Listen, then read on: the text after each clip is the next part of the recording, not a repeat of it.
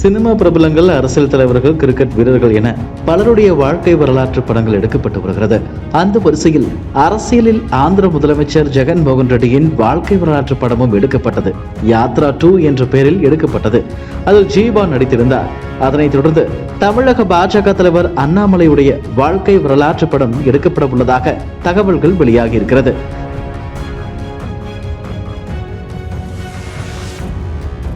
பாஜக தலைவர் அண்ணாமலை அரசியலுக்கு வருவதற்கு முன்பு போலீஸ் அதிகாரியாக இருந்தார். எனவே அவர் எப்படி போலீஸ் அதிகாரியாக மாறினார், அதன் பிறகு எப்படி அரசியலுக்குள் நுழைந்தார், அரசியலுக்குள் நுழைந்து அவர் செய்த விஷயங்கள் அனைத்தையும் அவருடைய வாழ்க்கை வரலாற்று படத்தில் மக்களுக்கு காட்ட திட்டமிடப்பட்டுள்ளதாம். அண்ணாமலையின் வாழ்க்கை வரலாற்று படத்தில் அவருடைய கதாபாத்திரத்தில் யார் நடிக்க வைப்பது என்ற பேச்சுவார்த்தை நடந்தது.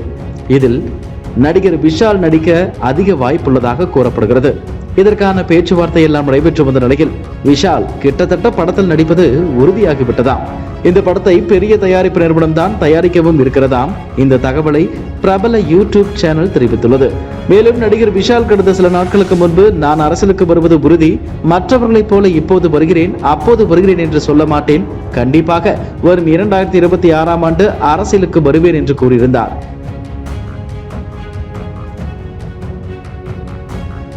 இந்த சூழலில் அவர் தமிழக பாஜக தலைவர் அண்ணாமலையின் வாழ்க்கை வரலாற்று படத்தில் நடிக்க உள்ளதாக வெளியான தகவல் அரசியல் மற்றும் சினிமா வட்டாரத்தில் பேசுபொருளாகியுள்ளது.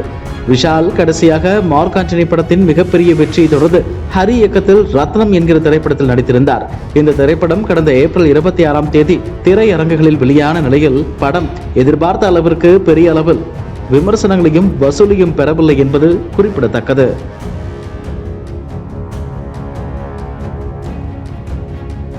இளம் அரசியல்வாதி அண்ணாமலையின் வாழ்க்கை வரலாற்று திரைப்படம் எடுக்கப்படுவது குறித்து பாஜகவினர் மிகுந்த மகிழ்ச்சியுள்ளனர். அரசியலில் நுழைந்து மிக குறைவான ஆண்டுகளே ஆன நிலையில் அவரது வாழ்க்கை வரலாறு திரைப்படமாக எடுக்கப்படுவது பாஜகவினரை மகிழ்ச்சியில் ஆழ்த்தியுள்ளது.